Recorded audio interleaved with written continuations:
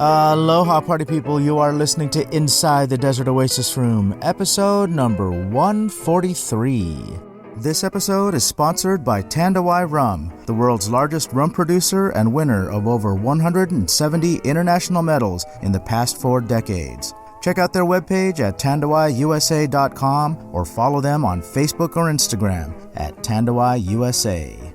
This episode is sponsored by the Tiki Bar T-Shirt Club, where their monthly T-shirt designs pay tribute to a Polynesian bar or restaurant from days long past. Each design is available for a limited time and will never be produced again. For the collectors out there, be sure to check out their subscription program, where they offer a discounted 3, 6, or 12-month plan, or you can always buy shirts one at a time.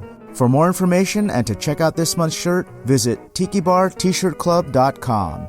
On this episode, we chat with Matt Pietrek. Matt Pietrek is the rum and cocktail enthusiast, author, and personality behind the popular spirits blog, Cocktail Wonk. He joins the podcast to chat about his new book, Minimalist Tiki. Learn about the concept behind Minimalist Tiki and hear the story of his journey from full-time tech writer to full-time rum writer. As always, I hope you enjoy this episode as much as we did bringing it to you. And if you did, hit that subscribe button. Subscribing makes it easier for you to follow our adventures. Shares on your social media pages are always appreciated. And if you'd like to help support the show, go to desertoasisroom.com to pick up some merch or make a donation. This podcast does not survive without the help of its sponsors or its listeners. So every purchase or donation, no matter the size, is totally appreciated and helps keep this podcast coming to you every week. Okay, here he is, the Cocktail Wonk himself. Give it up for Matt Pietrek.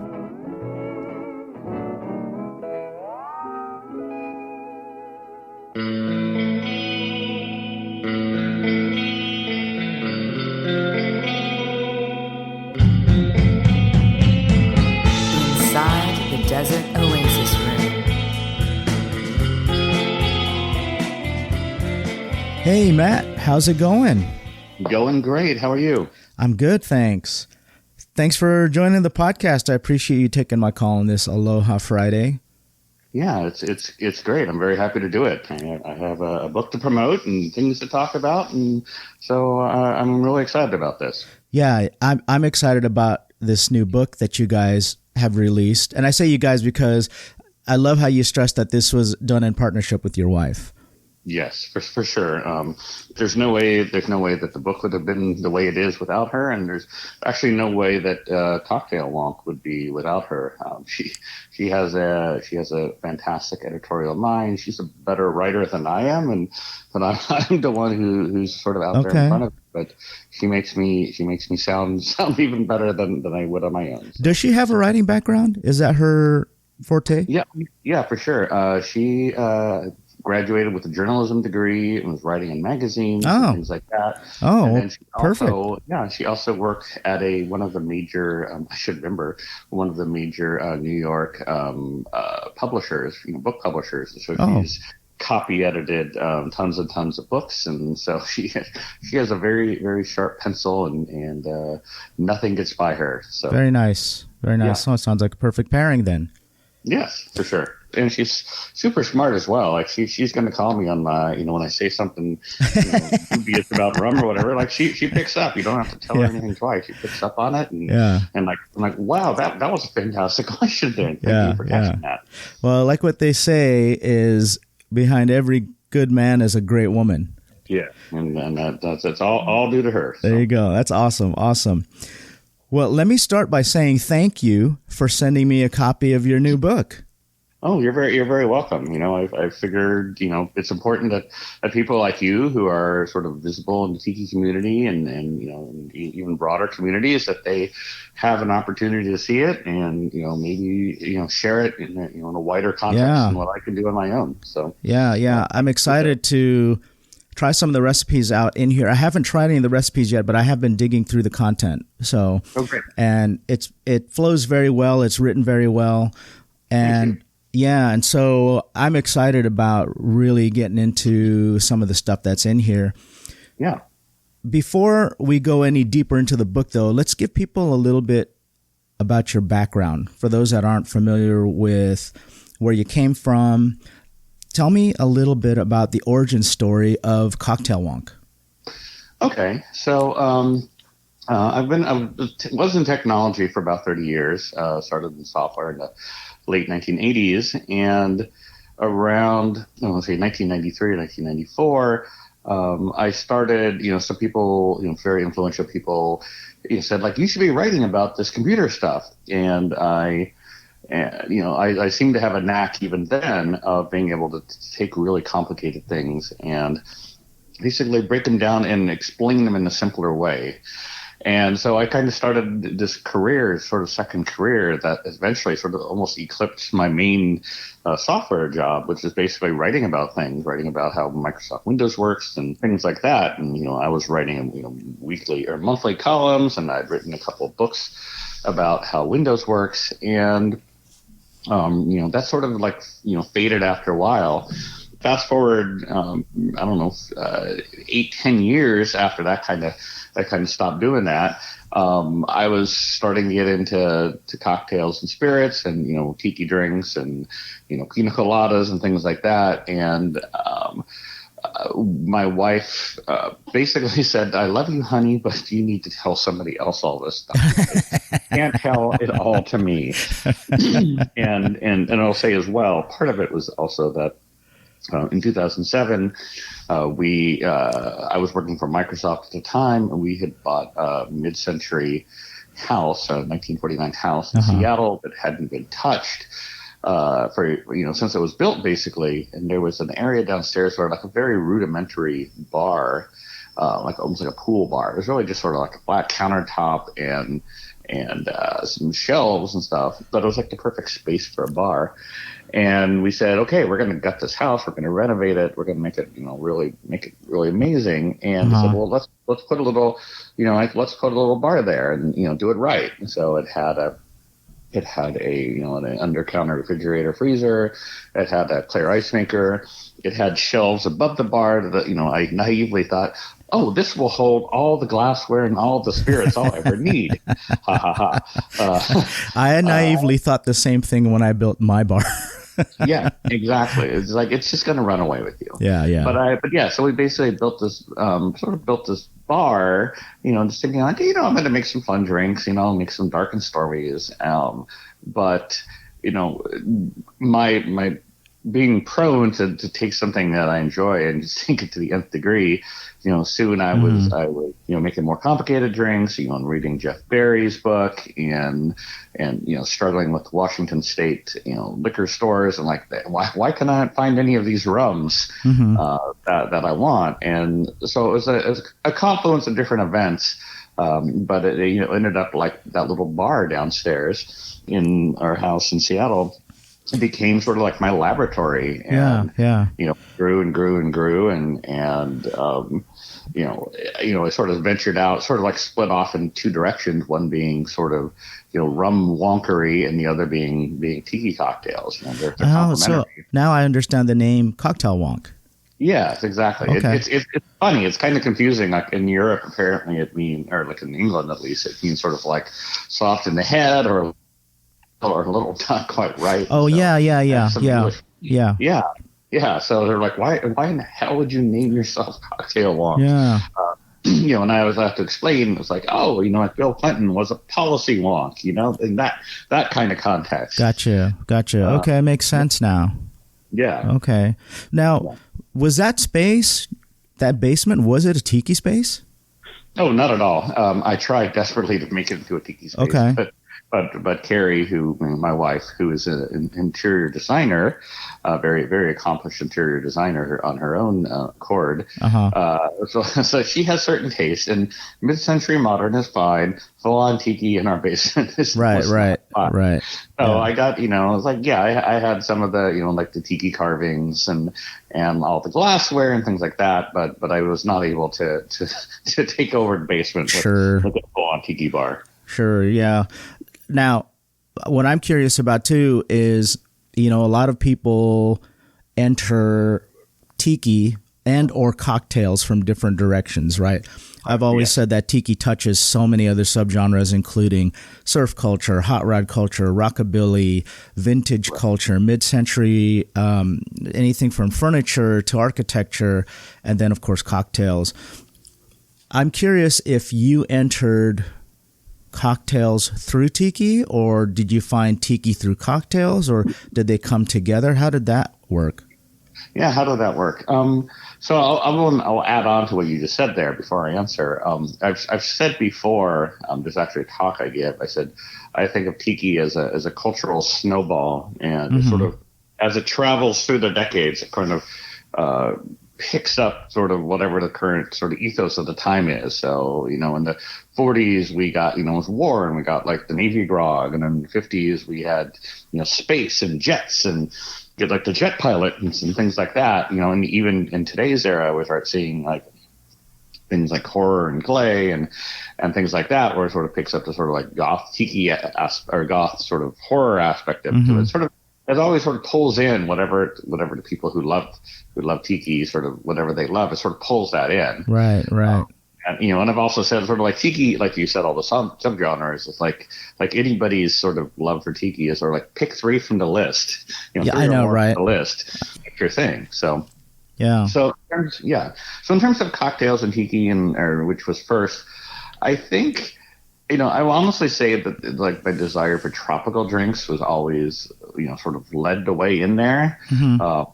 But it didn't take me very long before I was like, I started to build up a little bar with the various ingredients, and, I'd be at the liquor store. I'm like, what's this? Okay. Right. What is it? What's this spirit? What's this liqueur? And so I think it was that sort of made me branch out into craft cocktails as well. The notion of not doing everything tiki. I mean, most of what I make is tiki, but I can also make a mean, Negroni, Manhattan. I believe in understanding the entire cocktail canon and where it comes from. Sure. But my first love will always be tiki. Right. Gotcha. You have this book now, right? So there was a time when that wasn't even probably, even on your radar. How long was that before you had decided to embark on this project? I mean, how long were you a basement bartender before you felt like, what, I think I want to write a book about this? Yeah, great question. So let's see. Let's figure it out. I think I would say sort of my genesis of my basement bartending was around 2008. Let's call it the early days. And the blog started around 2013, and that was simply just like, hey, I have some information. Let's get it out there. Let's spread it with the community a little bit. I think it was around 2015 that I wrote a post on Cocktail Wonk that was called basically Minimalist Tiki, something, and it got great response, and it became sort of my most popular post consistently, like month after month I had up there. And at some point, by 2017 or so, I was like, I think I want to write a book, but I think I wanted it to be about rum. And no publishers were gonna touch that for whatever reason. But one of them said, we like what you're doing, but if you want to write a different book, like a cocktail book, like we'd be down with that. And it was actually Carrie, my wife, who said, "It's like, you need to do Minimalist Tiki as a book." And I was resistant. Like I was going to fight. I was going to work towards this rum book, and I was going to make some publisher pick up a rum book. And I fought it for like a year, and she just kept going. Like, look, if you don't write this book, somebody else is going to write that book, and you're going to be really pissed off. Yeah. And it finally sunk in. And I would say it was probably mid 2018 when we started, basically about a year ago. We said, okay, we both, for various reasons, decided we wanted to, quit our long-term careers and go do something new. I wanted to focus full time on being a writer. Right. and Carrie had planned to go to grad school. In fact, she just started grad school on Tuesday, this past Tuesday. Congratulations. Yeah. I'll tell her that. Yeah. But essentially, okay, so there's that moment of like, I want to quit my job and do this. Okay, I've decided to do that. Now what do I do? Right. Right. Okay, I'm taking a leap off this cliff, and what's my first thing gonna be? How am I gonna try to make some money? So my desire to write a book probably went back 2 years ago, but the sort of like, oh, we're gonna do it come hell or high water was actually only about a year ago. Okay. Wow. So things went really fast then, because in a year, that's pretty crazy. What was your approach? I mean, did you look for a publisher first? Did you have something already written that you could shop around? So I had an outline, but based on my experience with the publishers that I checked, I had a literary agent and was trying to get my book picked up by the Rum book picked up by a publisher, and just from sort of watching that process and talking to people, like I have various rum writer friends, people like Fred Minnick and Karen Newman and people like that. Just from talking with these people, like, if you go with a publisher, so like you're beholden to their timelines, and they ultimately have a lot of power over what the book's going to look like. And at the end of the day, the reality is that, unless your book is super successful, like the Smuggler's Cove book, for example, you'll sell, 2,000, 5,000 copies. And if you're lucky, you'll at least earn what your advance is, which may be $5,000 or $1,000. Like you're going to put an incredible amount of work and basically make, like minimum wage. Hourly rate. Yeah. And so that's when we had the notion of like, we could self-publish, but which will give us exactly what we want. But then we were looking at print on demand, and the book we wanted to write was going to be like $30 to print. And we're like, well, nobody's going to buy this. Yeah. And then it was actually another author, a bourbon writer, who basically said, like, look at print brokers, look at them. Like you have to pay all the money up front. You're taking all the hit for that, and you have to order like a minimum number of copies. But if you want to get the price of the book down to where it's reasonable and you could sell it and make a reasonable profit, look at a print broker. And so we, did the homework, figured out like how long we thought it was going to be, and basically said, like, these numbers kind of pencil out that we can actually do this. Like if we do everything ourselves, short of actually running a printing press, we can pull this off. Now, in terms of, did I have an outline or whatever, the book as it stands now, I sort of think of it, it's actually 4 sections, but I sort of think of it as 3 sections. I knew the first section, that was the core of the book. That was like basically, Minimalist Tiki, the concept of it, and then going beyond Minimalist Tiki. That was like base. I knew I was going to do that. And then the rum section was like, damn it, I'm going to write about rum. If I don't get to write my rum book right away, at least I'm going to like give you like a pretty heavy dose of rum knowledge. In a smaller section in the book. And then the last section of the book, basically the last half of the book, which is the bartenders and bars, and sharing their recipes. That was, somewhat cynically, I'd say that was my attempt to I don't want to say pad out the book, but it's like that would make the book long enough to where it would be a viable, real book, and not like something not 120 pages or something like that. And that idea came about as well because there are people out there like in Seattle at the time, like Jason Alexander, Justin Wozla, and some other people like Oriol Elias in Spain, who are just like, they're doing great stuff. Their Instagram feeds are like, here's this recipe and here's that recipe. When they're I called them the modern Tiki warriors, if you will, and Carrie didn't like that term. We have Tiki Vanguard instead. But like, these are the people, who are doing great stuff. And we love Martin Kate, we love Jeff Berry, and they've done an immense amount for the community. But I thought, I want to spread some of that love out there. I want to get other people, like when you're looking for who's on the forefront of modern tiki, here's a whole bunch more names and a whole bunch more bars you can look at for that. Those things together, it was sort of the book addressed all of my sort of pet peeves all at once, so to speak.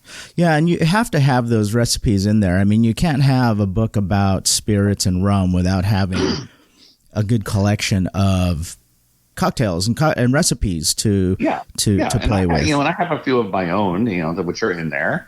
I'm pretty proud of the recipes I have that are in there. But I wanted to, again, celebrate the other bartenders, and I did give them very specific instructions, like, please try to tailor your recipes so that an enthusiast home bartender could make them. Basically, like, here's your opportunity to get a recipe that becomes a modern classic. And sure, if you want to include some ingredient that takes 4 days to create, and nobody's going to ever actually create the way you're doing it, nobody's going to ever make your recipe. But if you give them things that an enthusiast who has Campari and mezcal, and can make a nutmeg syrup reasonably easy. Give me recipes like that. Like, here's your opportunity to get your sort of genius out there in front of the home enthusiast crowd. So I want to talk about that too, because with the title of the book, Minimalist Tiki, it sounds like an oxymoron. Yes, and that's actually that's addressed in the very first sentence. Yeah. I mean, it's all in the book, and so for our listener that doesn't know what that means, let's explain what Minimalist Tiki is, and so because I know what you're saying about the recipes and the bartenders, like, this is your chance to create a modern classic, and the recipes have to fit this particular style that you write about of Minimalist Tiki. So let's talk about Minimalist Tiki. What exactly does that mean for the listener that kind of is confused by that term? Yeah, sure. Happy to explain, because this won't be the first time I've had to explain it.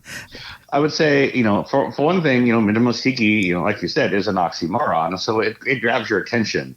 If I called it Matt's Cool Tiki Book, well, not particularly grab you. But if you're Minimalist Tiki, you're like, what are you talking about? If you're intrigued, well, then you'll dig in and see what I'm saying. The idea of Minimalist Tiki comes from my sort of background, again, in technology and understanding things, and sort of like, let's break things down into simple regular pieces that you can understand.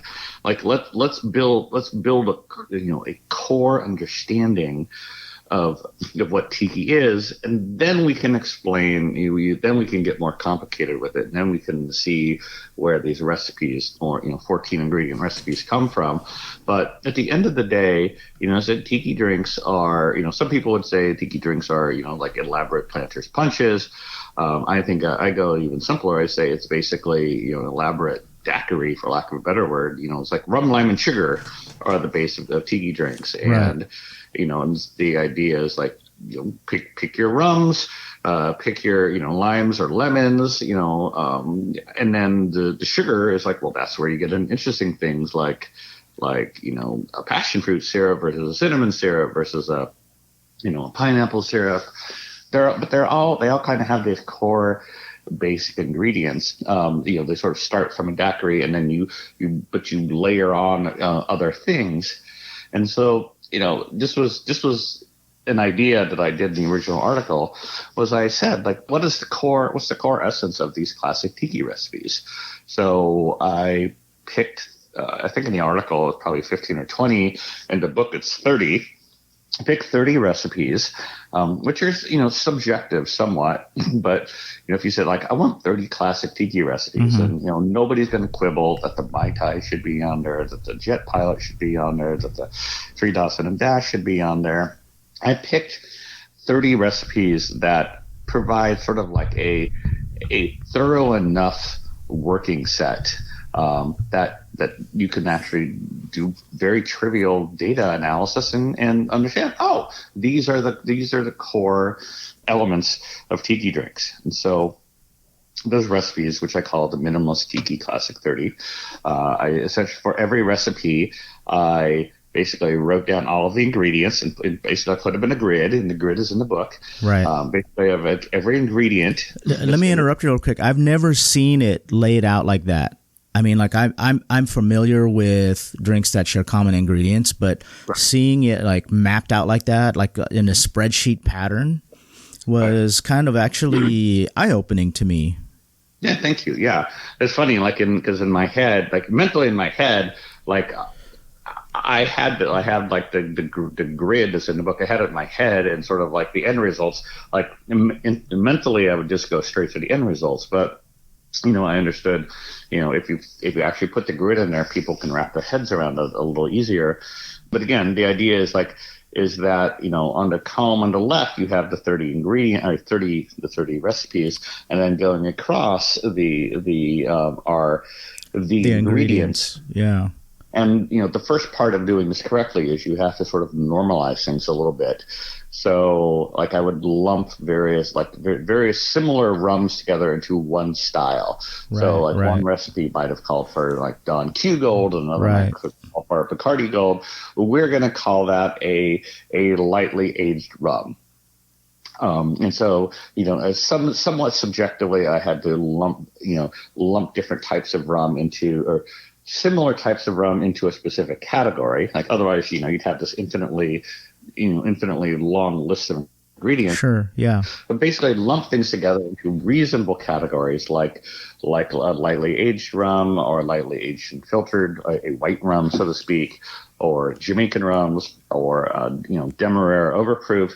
But the idea is, again, put all these ingredients, in these columns, and you get lump the rums together, but then also further categorized by like, okay, these set of columns are the sweeteners, right, syrups. Right. But these sort of columns are the liqueurs. These sort of column are the citrus. Right. These columns are the rums, and these columns are other base spirits.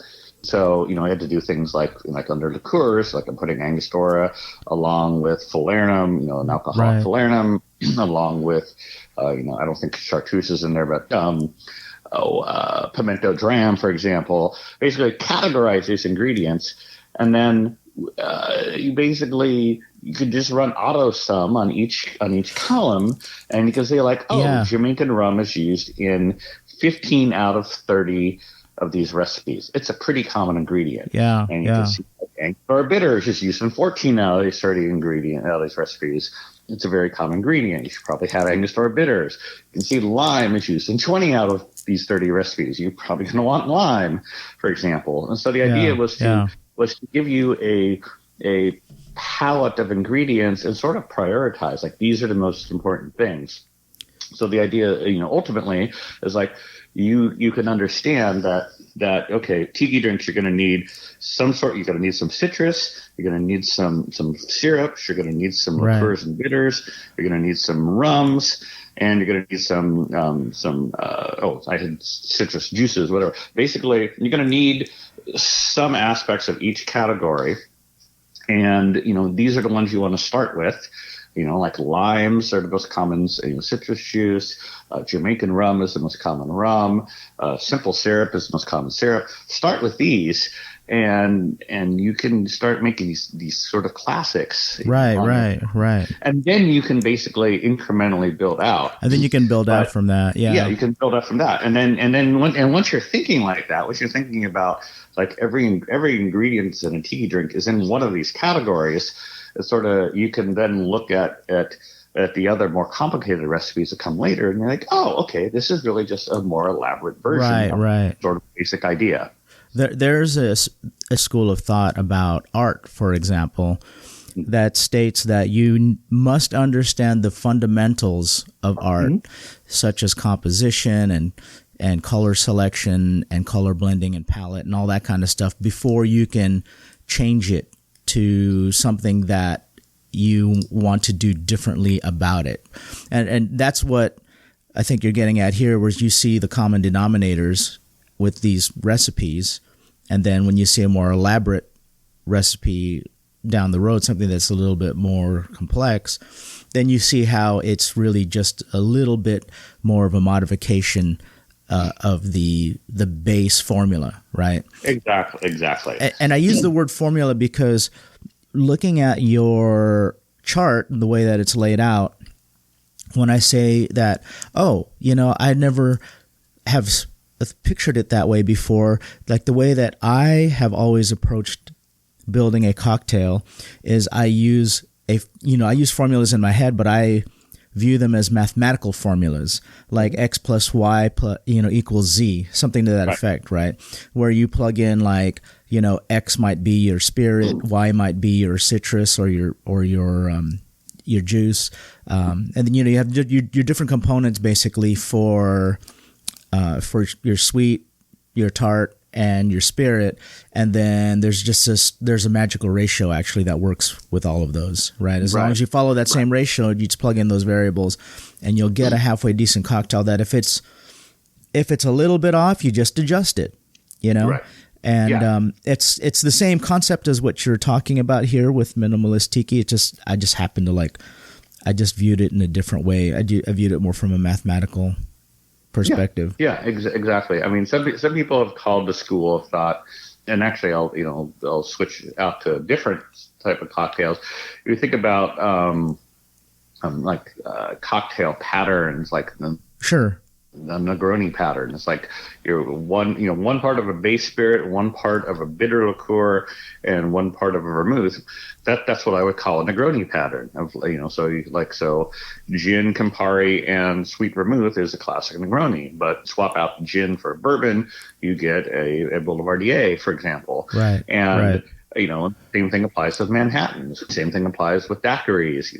You can, or sours, we should say. Like you can take, rum, lime, sugar, and replace it with cognac, lemon, and orange curacao, and you get a sidecar. The fundamental idea of like this is a sour pattern recipe or this is a Manhattan pattern recipe. Once you sort of like wrap your head around that, you conceptualize what that's truly meaning, then everything else just becomes so much simpler and becomes much easier to improvise, right, and much easier to do substitutions, when you need to. If you don't have something, well, what can I substitute? Right. And this further backs up the argument that when you change one ingredient, you have a completely different drink. Mm-hmm. Because, and I say this all the time, I've used the example of a Cuba Libre, which is rum, Coke, and lime. You change the Coke to ginger ale, and now you have a dark and stormy. Exactly. And you change the rum to vodka, and now you have a Moscow Mule. Perfect. Exactly. So I use that example all the time, and with what you're saying too is like, hey, so you change this spirit from this to that, and now you have this other drink, right? And exactly. Again, it's just it's the difference of changing one ingredient, because I see that argument all the time. Well, it's really the same drink just because if you change, no, it's not. Yeah, I always argue that it's not. So, right. And I would say in part one, which is Minimalist Tiki, is sort of like I'm deliberately keeping everything very simple. I'm not saying like, you should have ice crackers and you need 30 different rums. I'm deliberately keeping simple.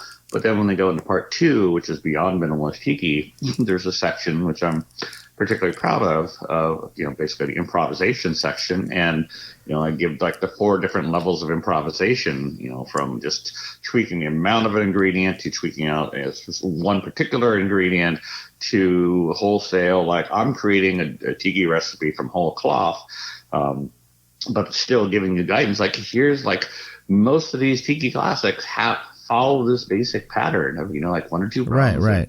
And some sort of citrus and some sort of, an optional fruit juice and some sort of something spicy in there. And once you kind of wrap your head around the pattern, you're like, oh, okay, I can improvise, ad nauseum. Yeah. Yeah, and that's how what I'm doing here. Like, we recently moved into our new place in New Orleans, and I don't have my full bar set up. But I'm like, okay, well, I've got pineapple juice, I got 2 types of syrups, I've got Falerna, I've got pimento dram, I got 4 rum. Like, literally, I can make a pretty respectable tiki drink. Sure, that doesn't have a name, but I know the pattern, and I'm like, oh, plugging in. Yep. Some people call it almost like Mr. Potato Head. Oh, I haven't heard it described that way either. But again, I just go back to like a mathematical formula where you just fill in variables, right? And what I say to people that are not as versed about cocktail creation is I tell them, look, this is how a lot of bartenders create a menu for a special event. They use the same kind of principles, and then they use ingredients that fit those principles, but also match whatever theme it is that they're trying to do, whatever that particular event is. And then they can creatively name that drink to match the event. So this formula or this approach that you've illustrated fits for what most people know as tropical cocktails or tiki drinks. And we'll talk about the difference between that. But there is a different component happening with drinks such as the painkiller and the pina colada and those kind of drinks that people still associate with tiki.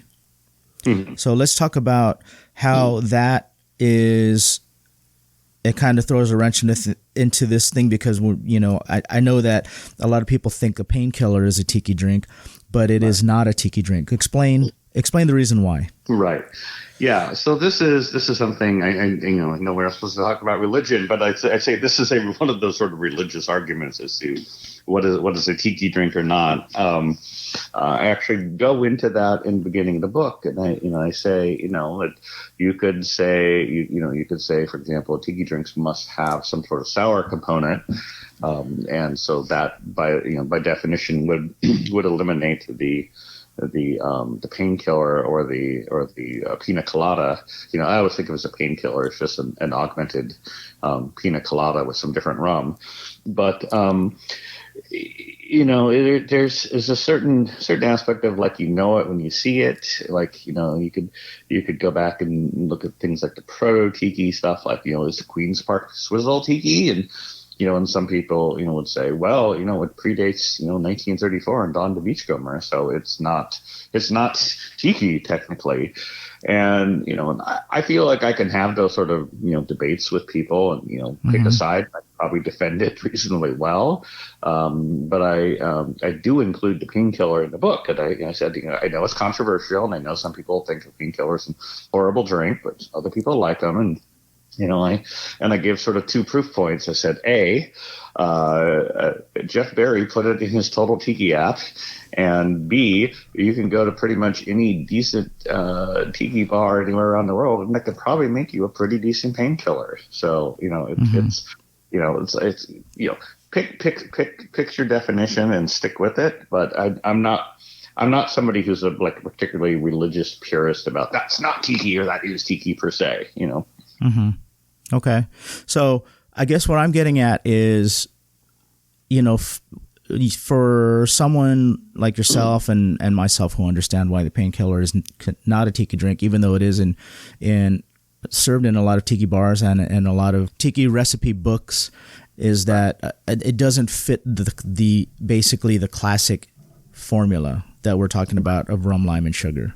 Yeah, rum, lemon, sugar, or even the one of sour, two of three. Right. For the book, I like to be very technically accurate. So I say when I defined Minimalist Tiki Classic 30, I sort of call it during the Golden Age. So between 1934 and when tiki kind of went off the rails or got abandoned, which is sort of the late 60s, early 70s. Which then brings up the interesting question of, is a Jungle Bird tiki? And in my heart, I think it is kind of a tiki drink. I think it's sort of maybe one of the first of the next, sort of like the tiki revival, even if it was 20 years predated it. But it works. I think can work as a tiki drink.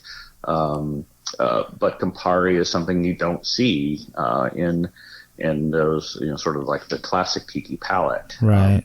So there's a certain amount of fluidity in there, and pick what you want, but again, it's sort of like a painkiller. You can go to any great tiki bar and they can make you a Jungle Bird, sure, as well. So I'm a fan of understanding the pattern and understanding how things work, but then also saying and then there's some things which are just oddball, things, and you can just accept and understand them as these oddball things.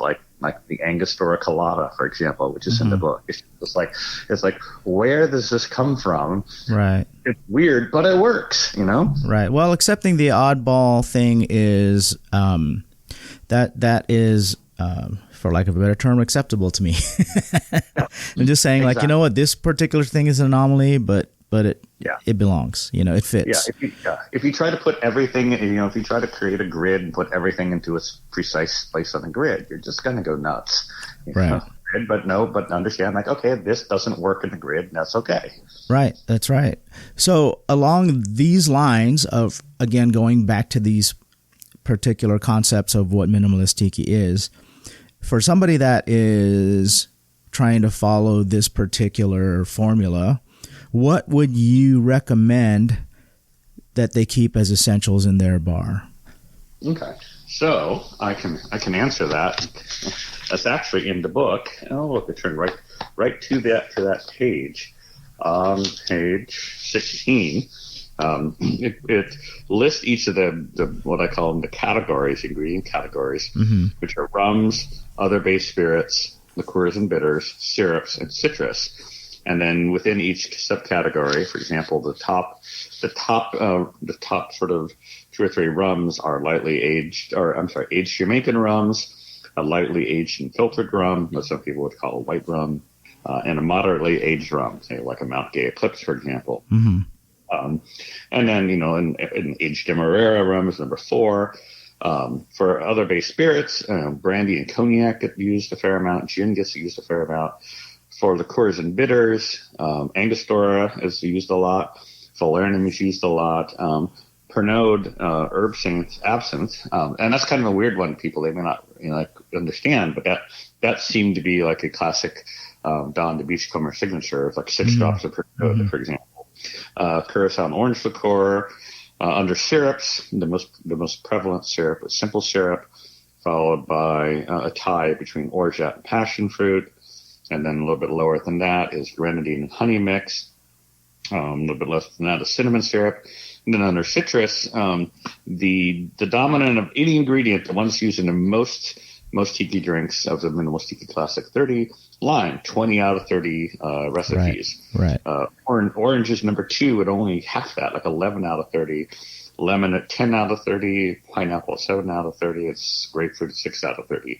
So, you know, you know, in the book, you could literally just go buy all those things, but you could also just sort of pick like the top 2 or 3 from each category, and probably make a pretty decent head start on it. Yeah. And in fact, just to sort of, you know, further illustrate this, it's like if you took the most common rum, which is an aged Jamaican rum, and the most common liqueurs and bitter, which would be Angostura bitters, and the most common syrup, which would be a simple syrup, and the most common citrus, which would be a lime.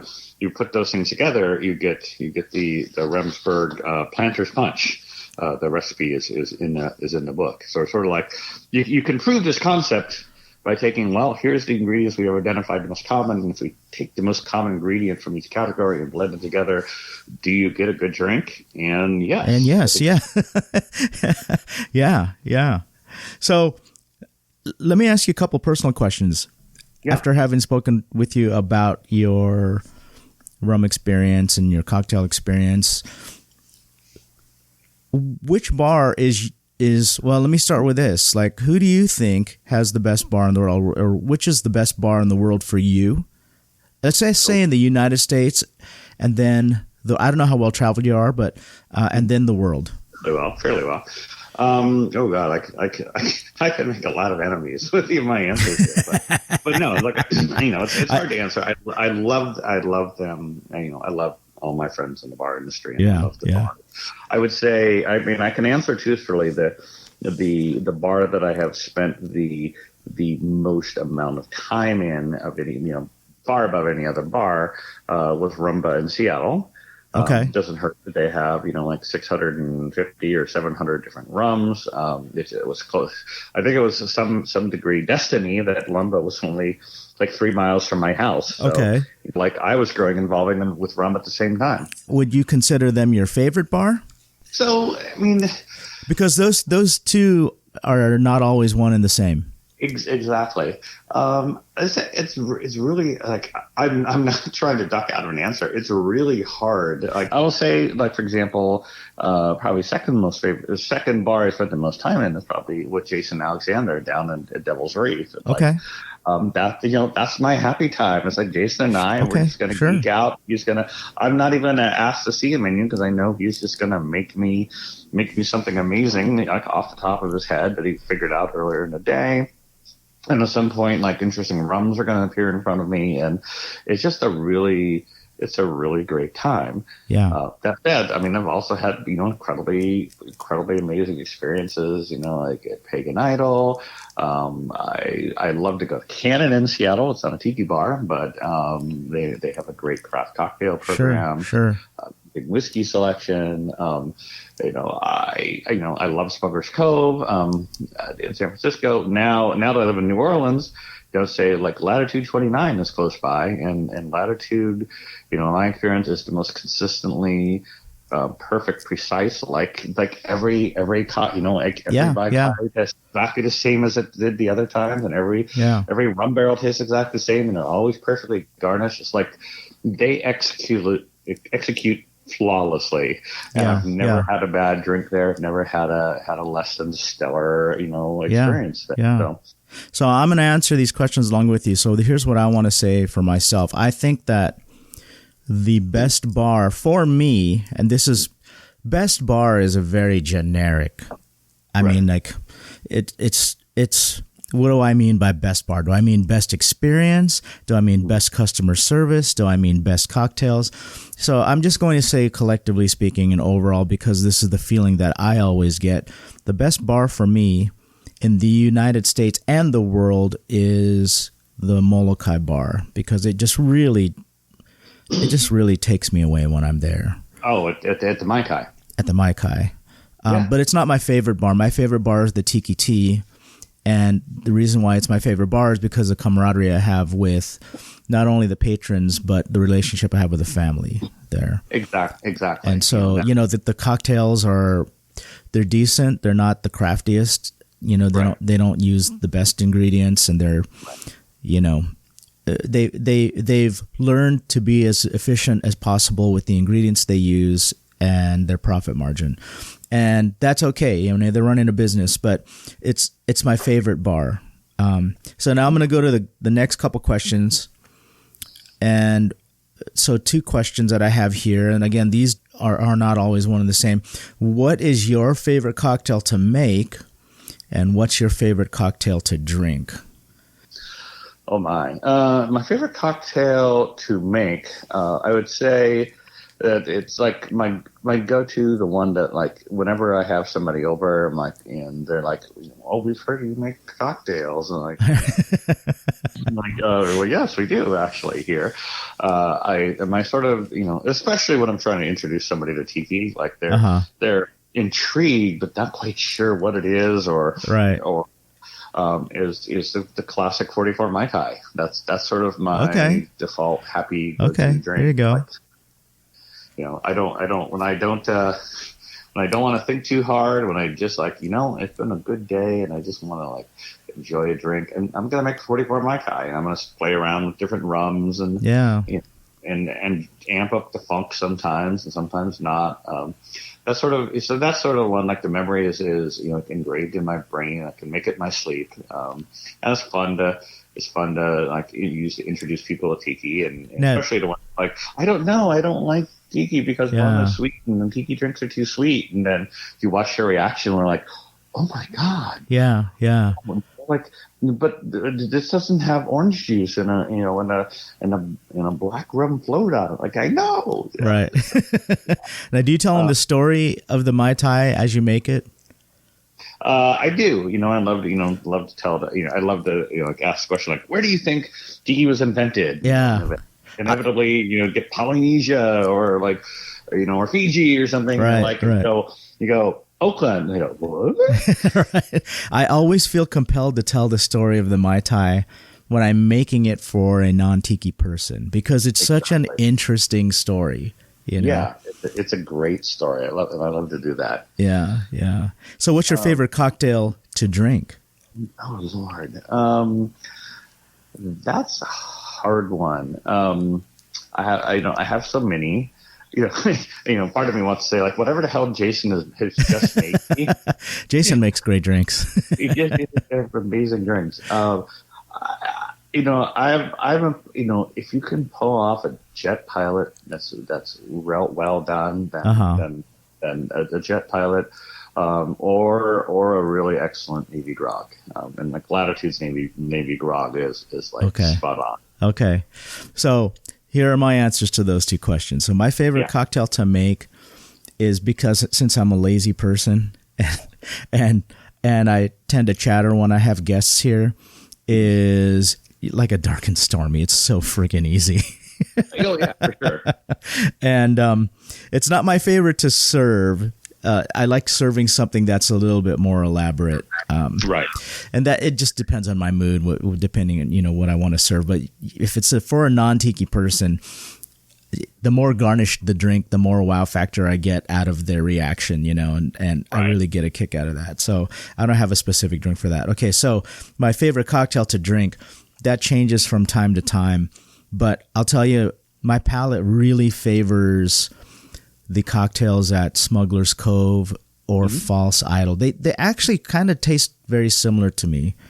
Mm-hmm. The False Idol drinks and the Smuggler's Cove drinks. Yeah, and that my palate really favors that. If I had to pick one drink, sometimes it's the Ray's Mistake, sometimes it's a Sidewinder's Fang, sometimes it's a really good Mai Tai. I don't normally like Mai Tais because they, in my mind, they're kind of inconsistent. And I don't mean like even, going and getting one at Applebee's versus getting one at Trader Vic's. But even when I go from one craft cocktail bar to another, they can be inconsistent to me. And so it's not really my go-to. But speaking of go-tos, if you found yourself in something like an Applebee's, let's not say Applebee's. Let's just say that you found yourself in a non-craft cocktail environment. Right. What would your go-to be if you were forced to pick something? Okay, so I would evaluate the situation. If I had a sense that they could pull off a Boulevardier or possibly a Negroni, without screwing it up, I would go that direction. Simple like it's 1-1-1. Right. See, you've got all the ingredients, right? And please don't put those in the shaker. So there's that. And then in the absence of that, like it's like really like okay, I have no confidence. Then I'm gonna drink spirits neat. I love. Yeah, them. I love them. Yeah. That was going to be my answer. Is neat. Yeah. Throw it in a decent glass, and I'm happy to enjoy that. Yeah. Well, I want to say thank you for taking the time on this Aloha Friday to join us on Inside the Desert Oasis Room. And well, I appreciate it. I appreciate you sending me this book. Before we wrap, let's give our listeners all the information they need to get this book. Where can we find the book? And let's throw out all your social media and website and all that kind of stuff. Sure. Okay, so the book is not on Amazon. Everybody asks that, but no, we sell it directly. So we make more of the money. That's what allows us to do this and to go work on the rum book next. But yeah, it's really easy. It's the title of the book. All one word, minimalisttiki.com. That's our website, and you can order it there. So minimalisttiki.com is for the book. And in terms of social media, Cocktail Wonk there's not a lot of contention for it. So the blog is Cocktail Wonk, WONK, cocktailwonk.com. I have a Facebook feed or Facebook page called Cocktail Wonk.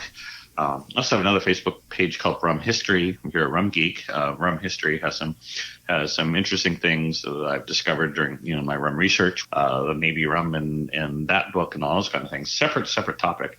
But Rum Wonk and Cocktail Wonk on Facebook, and then on Instagram, again Cocktail Wonk and Rum Wonk. And Minimalist Tiki is also on Instagram. Oh, okay. And Twitter is Cocktail Wonk. So Cocktail Wonk and Minimalist Tiki. Try it, and eventually you'll find it. There you go. So for our listeners, I met Matt at Hukilau this year.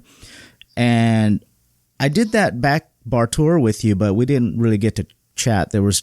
We were kind of rushed through it because they were getting ready to open for the dinner service, and there were so many people on the tour. I think there was people that kind of, wandered into the tour that were maybe not supposed to be in the tour. And so it was, there was more people there than comfortably could be accommodated. Right. But, when someone told me, oh yeah, he's Cocktail Wonk, I thought, oh, so I never associated your real name with Cocktail Wonk. I never knew who Cocktail Wonk was. And so it was a neat discovery for me. And I got to say, I'm curious who's taking your photos for Cocktail Wonk on your Instagram page, because they're beautifully done, just like the book. Well, thank you. Yeah, that was it's funny is I came up, Instagram had played a fairly large part in my sort of rise to visibility, but my ethos with Instagram was all like, I'm making this drink to drink it, and I want it to be pretty, and I want it to look good, but I'm not gonna spend an hour staging the drink and and toss it away at the end because it's all watery. Like, it's like, how much can I do? If I don't want to spend more than 2 or 3 minutes screwing around and editing the photo. Like, I want to drink the damn thing. Right. It's very much of a, it's high homebrew photography. Well, it looks very good. I'm looking at it right now. So yeah. And there's plenty of those photos in the book. You can easily tell, at least I can. Like, these are my photos, and then, the professional photos by a guy named Justin Alford, who did the cover of the book. Like, those are gorgeous. And we said, we can't do all of my photos because it's kind of easy, but we can blend the two together, to sort of show this is how music can look, but then also this is, to a certain extent, I think my photos are kind of I like to think they're aspirational. They're people can say oh, this is a guy who doesn't have a photo studio, and he shot it with an iPhone, but it looks pretty good. It looks really good. Something like that. It looks really good, and I love that there are so many pictures with pairs of cocktails, and the reason why there's 2 in each picture is because one is for Matt and one is for his wife. Yes. So there you go. And you would know that if you bought the book. So go out there and buy the book. So again, thank you for joining us and speaking with us about this new book. And for our listeners out there that have any questions, comments, you just want to leave a shout out for Matt at our group page Inside the Desert Oasis Room on Facebook. Right. And you can also my email, cocktailwonk@gmail.com. Cocktailwonk@gmail.com. And there you go. All right. Well, thanks again, Matt. And I'm going to crack open your book tonight and make a couple drinks out of this. Sounds good. Why not, right? Post some pictures. Oh, I will. Okay, party people.